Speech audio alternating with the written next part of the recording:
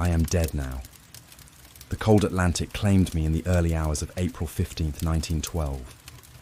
But even in death, my thoughts return to those final days aboard the RMS Titanic, the grandest ship ever built, the pride of the White Star Line, and my final command.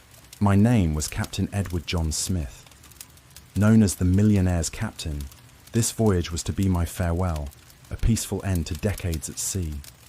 I had earned the trust of the elite, sailed oceans in all seasons, and survived tempests no one speaks of. But nothing, not experience, not honours, not even faith in steel and engineering, could prepare me for the night the sea swallowed the Unsinkable.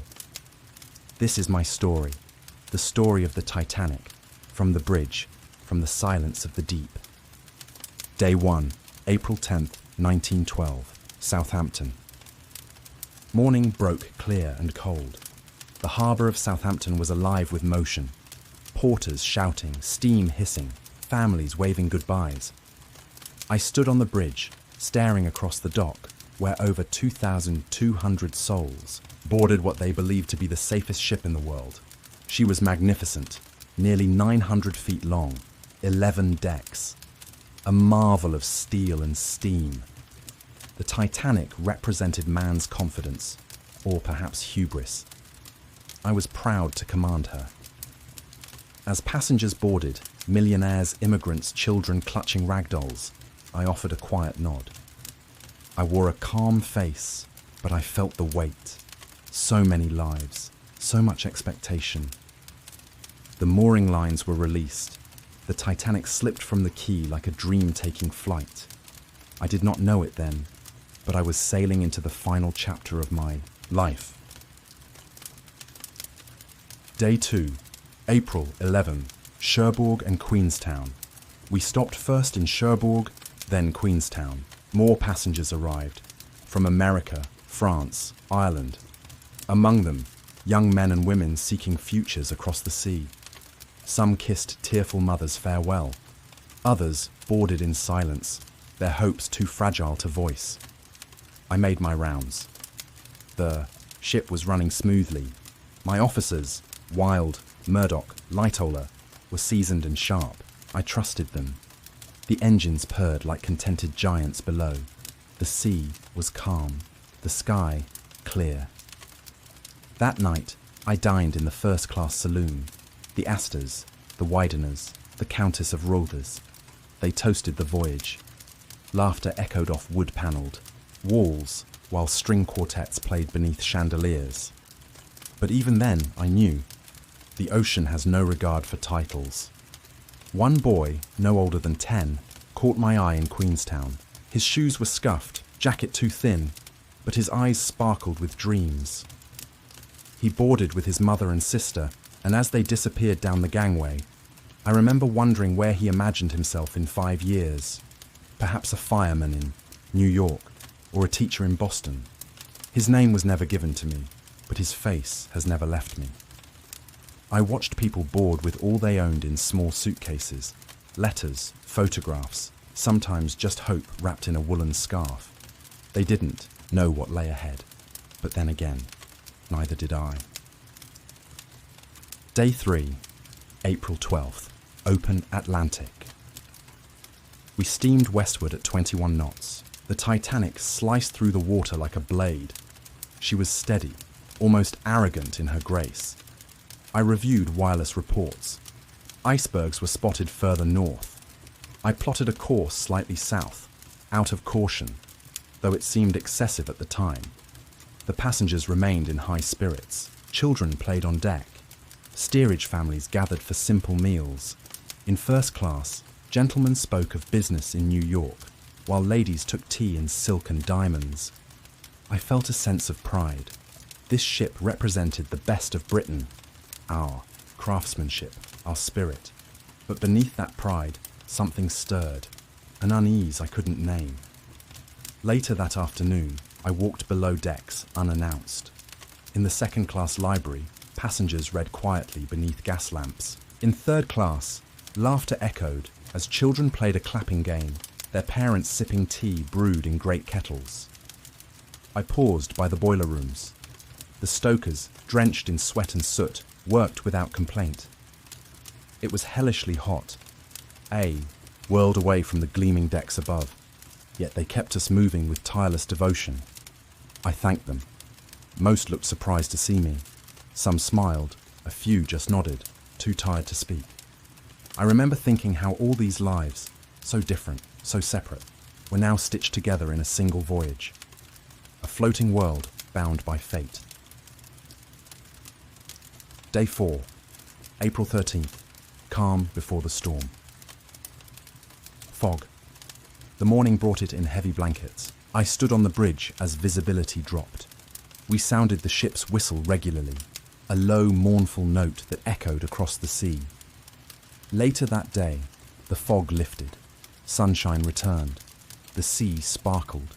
The Titanic surged forward. That evening, I walked the promenade alone.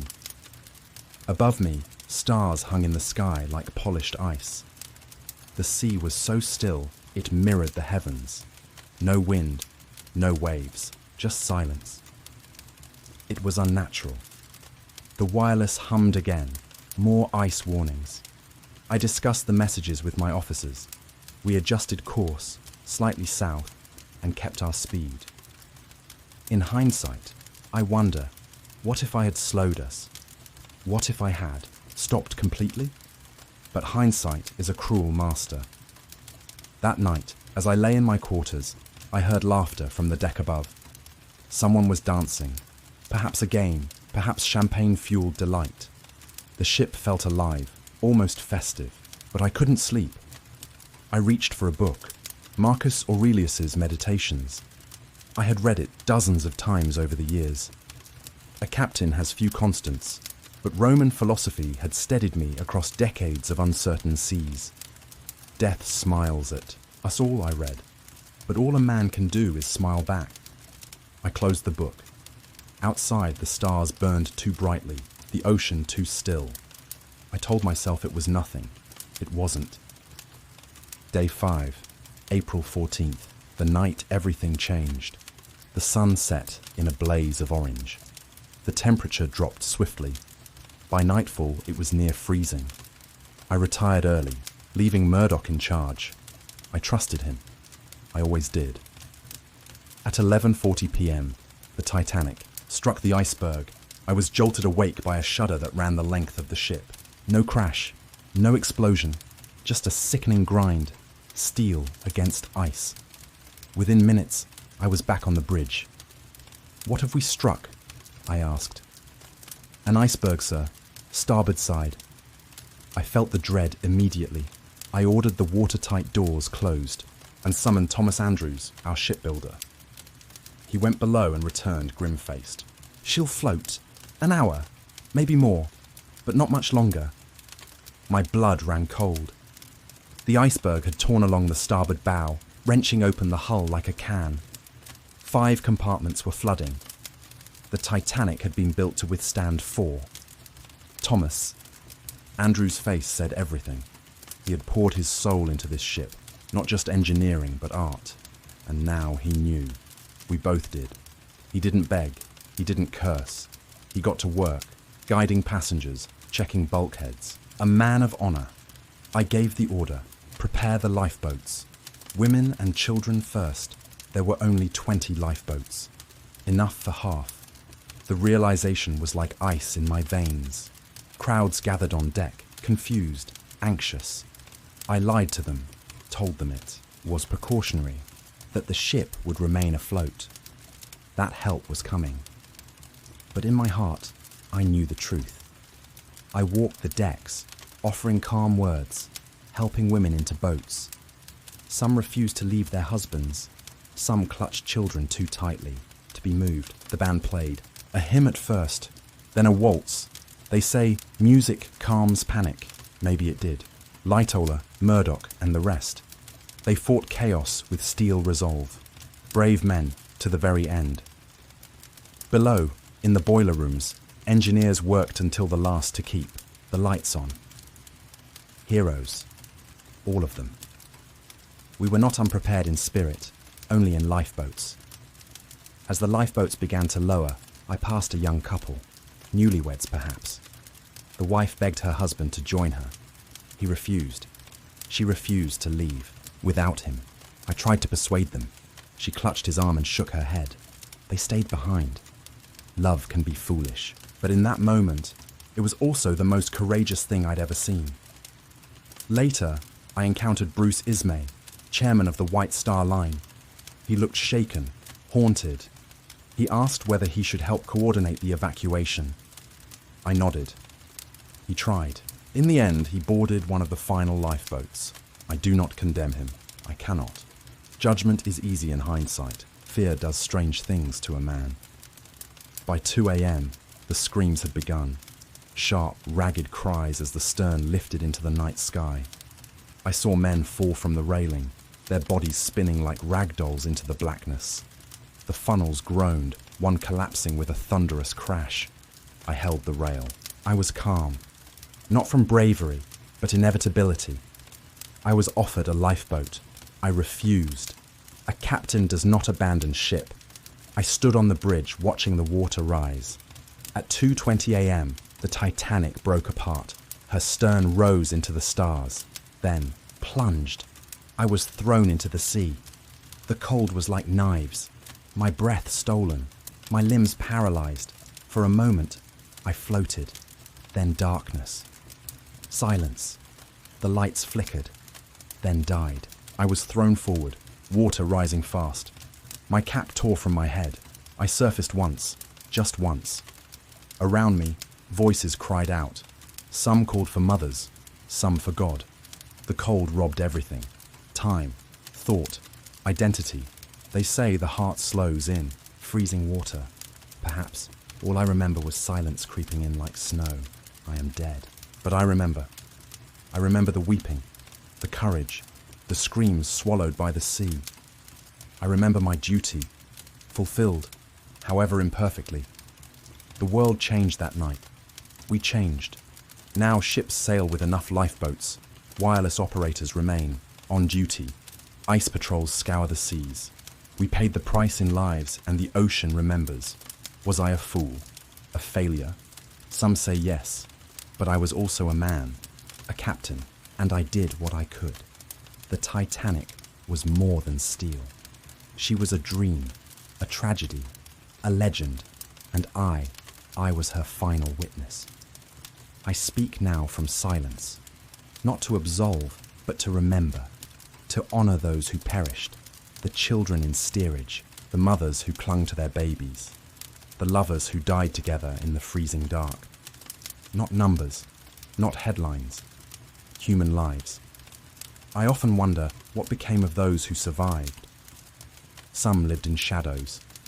Others told their stories with trembling lips. They carried the weight I could not, but still, they lived.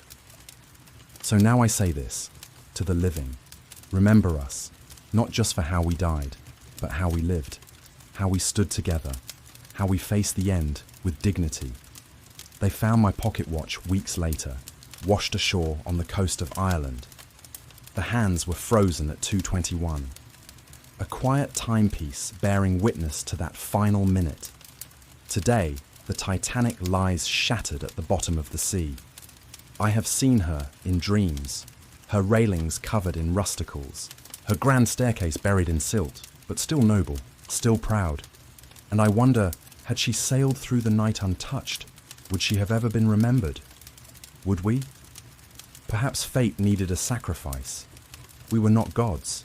We were men, fallible, proud, and fragile. But on that night, some of us remembered our duty, and that is what I leave to you.